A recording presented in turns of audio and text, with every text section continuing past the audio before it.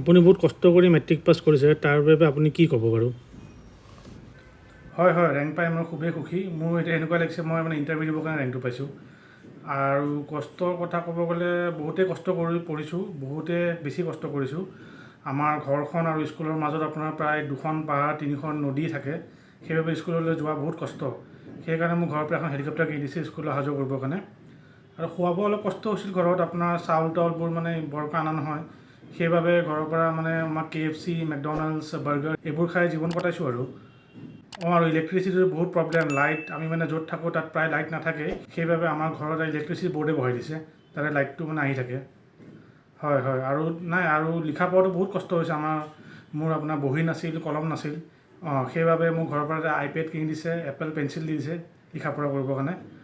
হয়, বহুত কষ্ট কৰি পঢ়িছোঁ। হয় আৰু এতিয়া ভাবিছোঁ দেশৰ কাৰণে কিবা এটা কৰিম, সেইবাবে দেশৰ বাহিৰত মই পঢ়া চেষ্টা কৰি আছোঁ।